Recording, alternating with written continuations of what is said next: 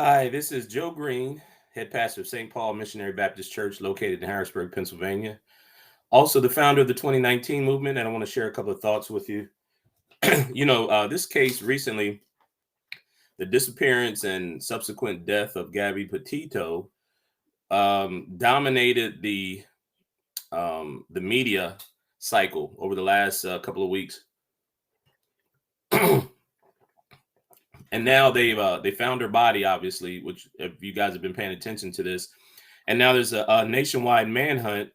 Excuse me, for her boyfriend, the one she was seen with before her before her disappearance.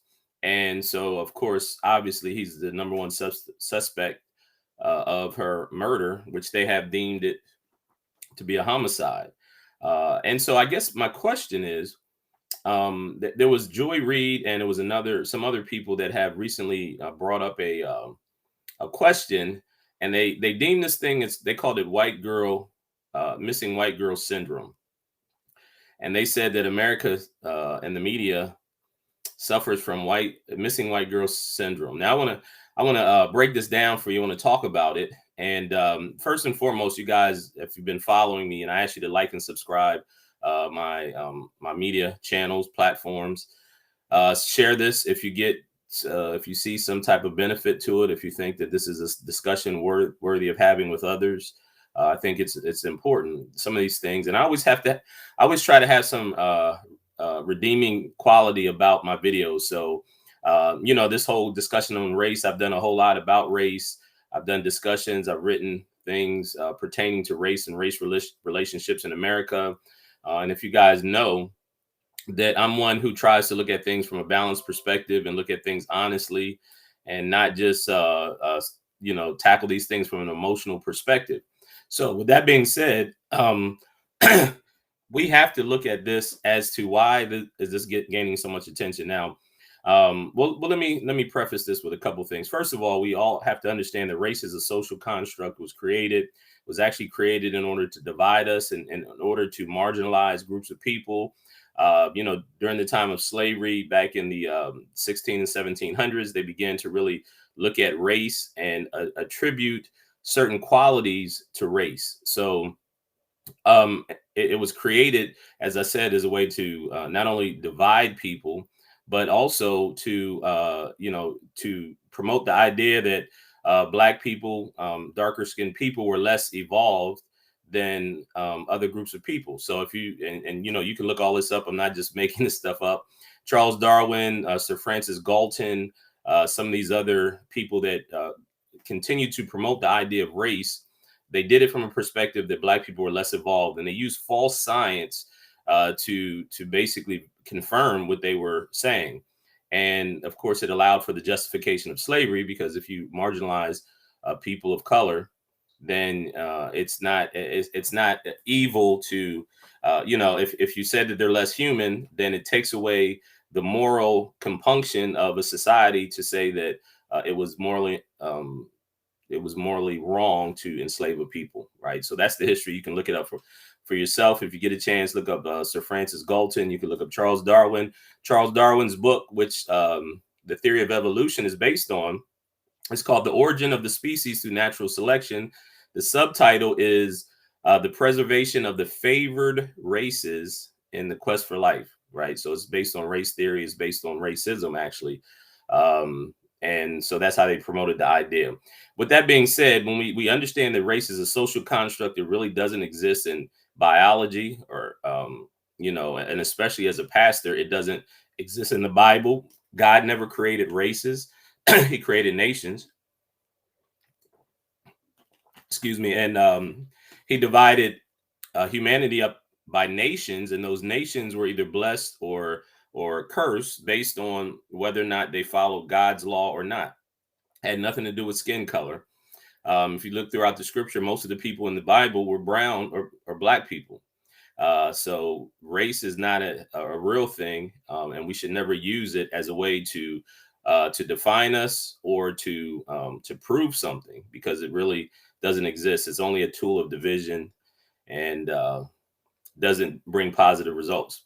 So with that being said, when we look at race in America, We do have to say that not only, as I said, race is a social construct, that's a fact, but that people do play by those rules. And so when we understand that people do play by those rules, even if they are a social construct, and even if it's a false narrative, we still can learn things from how people play by those rules.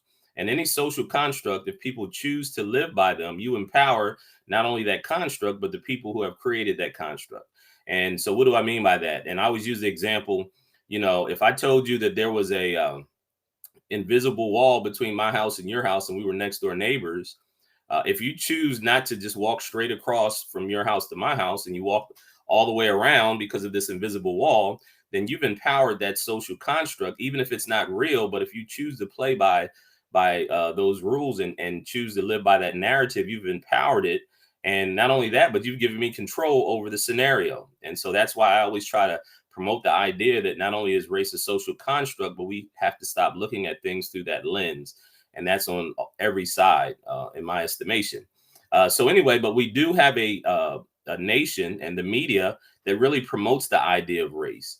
And so because most of the founders of this nation that established the original colonies were from Europe, from Western Europe, there is a certain type of image that we as society and media has deemed as being, how we define beauty.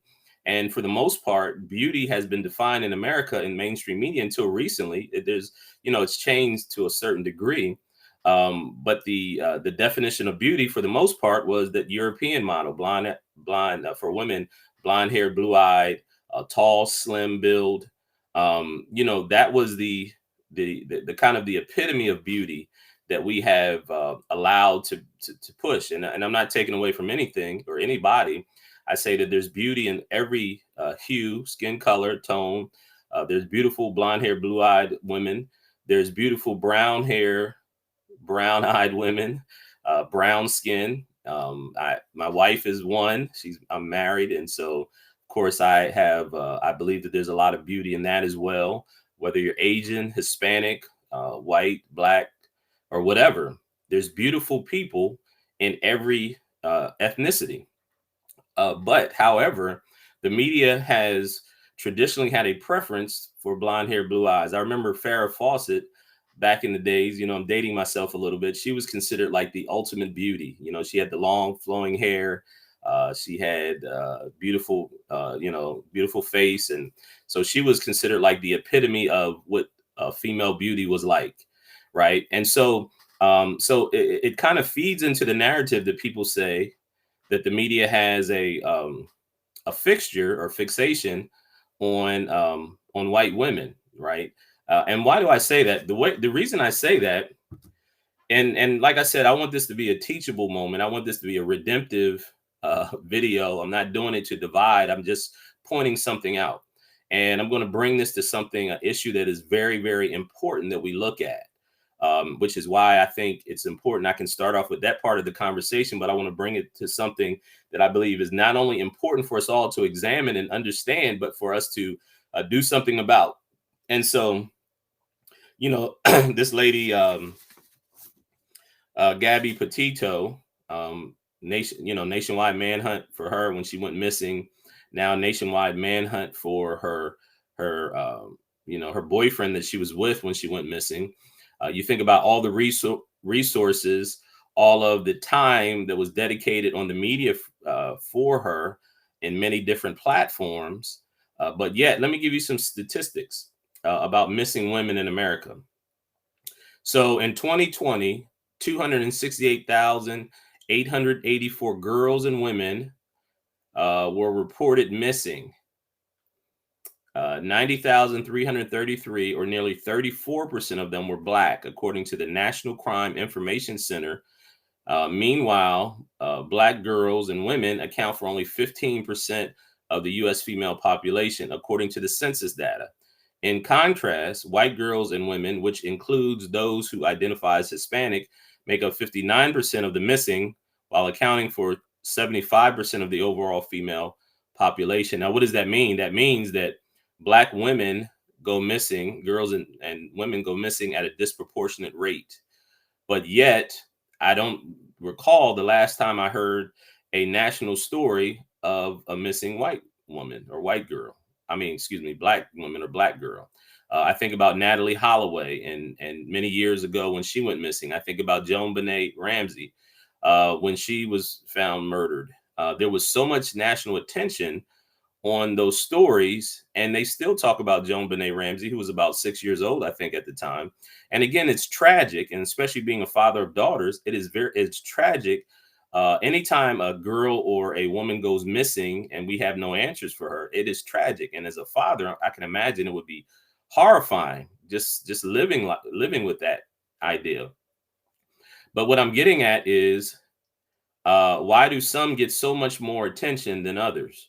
Any woman that goes missing, it's terrible, but yet the media seems to put an inordinate amount of attention on some over others. Because as I said to you, as I read to you, black girls and women go missing at a disproportionate rate in the nation. So how come if we're really reporting the news, shouldn't we give attention to, if we want to give attention to missing women, we should give attention to more missing women, or at least if 10 women go missing, then if you wanted to be accurate in your depiction, then that means that 40%, four of them, you should report four. I'm sorry, if you were to report on 10 missing women, is what I meant to say. If you reported on 10 missing women, then four of those stories should be for black or brown women of color, because that is the proportion that they go missing in, right? So the reason I'm bringing this up is because the media is very they shape narratives, they shape stories, and I think it's important for us to examine whether or not they give more value to certain people than others, right? Because all women are valuable, all people are valuable, because they're made in God's image and likeness, and God says they're valuable, so they are. But let me shift this. Let me take this a step further, because this conversation is not just about Gabby Petito or missing white girl syndrome. What this video really is about missing women in general and human sex trafficking, because these stories don't get enough attention. That particular issue, when the border story came out, back when President Trump was president, and the media wanted to use the narrative to really bash Trump and his administration about the border crisis, right? And how they were separating children from parents on the border. And they used that example to say that Trump was a horrible person. He doesn't care about people. He's evil and wicked. Why would his administration dehumanize and do that kind of stuff? And so I'm going to talk about this Gabby Petito story and the border crisis story when President Trump was the president. And and I believe what was happening is it was a deflection, because the reason, which most people may or may not know, the reason they separated children from the adults at the border is because the southern border of between America and Mexico is a huge pathway for child sex trafficking or child trafficking, but most of it becomes child sex trafficking. And what they would do is they would separate the children from the adults until they can confirm and verify that those were their family members, because a lot of them were smugglers. They were human smugglers, that they would smuggle children across the border. And so that's why they would separate them. So they were actually trying to help the children and look out for their best interests. Now, a lot of people say still, but they're separating them, they're putting them in cages and all that other stuff, which of course they overblow the story, because at the end of the day, them separating the children and holding the children in the custody is the best option in that scenario. Because first of all, just coming across the border in that area of the country that they do is very dangerous, and people die. There's so many different dangers out there, whether it's wild animals or either drug cartels or gang members. There's so much danger out there. So just the fact that they're being transported, even if it's by their family, is very dangerous. And so the better scenario is to take them into custody. At least they're being cared for. At least they're secure and they're provided for, right? Even if it's not optimal conditions, it's still better than the other condition. The other part of that is not only the danger part of it, But what happens if these children are victims of human sex trafficking? And most of you may or may not understand the gravity of that situation. But what happens is, and I read some accounts, and it's horrible how many thousands of people, especially children, are transported across the southern border through sex trafficking rings. And sex trafficking, human sex trafficking, is the most profitable criminal enterprise in the world right now, even more profitable than drugs overall. And the thing that's unique about it is, if I had a drug and I sold a drug, I only get paid from that drug one time. But if you have and I hate to say this because it's kind of graphic, but I want to put this in its proper perspective. If I trafficked a woman for sex, I can get paid repeatedly from her. And I read an account of a young lady who had been sex trafficked, and she said she was forced to have intercourse with 20 or 30 men in a day at times. And so, again, I want to put it in perspective that if these children that they find coming across the border with adults are being human sex trafficked, then the better option is to separate them from the adults and put them in custody. That's a better option for them than to allow them to be taken into sex trafficking. It's a horrible thing. It's a horrible thing that occurs, and it occurs too much in America. Most of the capital cities and many of your cities are hubs for this type of stuff, and it happens more frequently than people believe or understand. And I think there has to be an awareness that this is occurring, and we have to educate the public so that they can begin to recognize the signs when this is occurring. I worked very closely with Senator Stuart Greenleaf, Pennsylvania State Senator Stuart Greenleaf. Rest in peace. He passed on recently. But when I worked with him and some of the legislation he was working on, one of them was a safe harbor bill. And what the safe harbor bill was, that when some of these young ladies who were being forced into prostitution, that's a form of sex trafficking. They were being forced into prostitution. And when they would get arrested on the streets, the police would charge them with prostitution, even though they were coerced, they were forced, and many times they had been forced to be addicted to drugs. They would force drugs in their system, cause them to be addicted. And so now this person not only is being forced through threat of violence, but also they have this addiction that they need to feed. And so that's how they get them to participate in this. But yet, when they got arrested, they were getting charged with a crime, even though they shouldn't have been charged with a crime, because they were doing what they were doing against their will. And so the safe harbor bill helped to protect the victim instead of treating the victim as the criminal. And so when I was doing that work with him, I learned so much more about just how much of a issue human sex trafficking is, not only in America and in our communities, but in the world as well. And so, again, the reason I think that I wanted to have this conversation about the missing girls, and especially the missing white girl syndrome, and the disproportionate amount of colored, women of color that go missing, because these things, I believe, are a deflection that takes our focus off of the most important part. And again, any one woman that goes missing, anybody's daughter, sister, whatever, mother, any woman, or even man for that case, but seems like it happens a lot more to women. Any woman who goes missing, it's an issue, right? Especially if that's your child. But what I'm saying is that we shouldn't allow them to use these particular stories to distract us from the larger issue that is occurring, which is, of course, that there's a huge problem with human sex trafficking. So keep your eyes and ears open. It happens more often, and the problem with it is, and I'm going to leave you with this: the problem that I find with this is that many people only get involved with it. Many people only pay attention to it when it directly affects you. So if it's your daughter, then you want to pay attention to it. If it's your sister, if it's somebody you know, then you want to pay attention to it. But if it's not, then we pretty much gloss over it. And by the grace of God, I've never been affected directly or indirectly through this issue.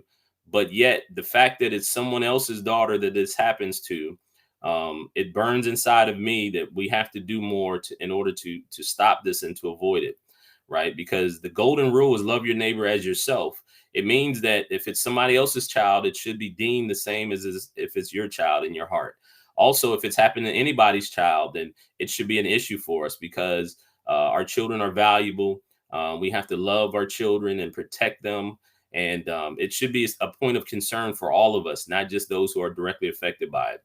And, the unfortunate thing I found over the years, in my years of living, is that a lot of times people don't put as much emphasis on it. And sometimes I found it's because sexual abuse, child sexual abuse happens more often than most people may think. And it happens and it has affected many families. And because of it, it becomes a dark secret.